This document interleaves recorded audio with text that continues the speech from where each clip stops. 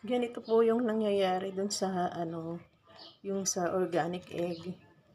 Ganyan. Kasi sobrang lalaki niya po. Halos hindi magkasya sa tray, nagkakabasag-basag siya. Kaya yung nagme-message po sa akin na bakit may mga nakasingit na maliit, meron po talaga. Sinisingitan po kasi ng maliit kasi hindi kasya sa tray. Kasi malalaki po.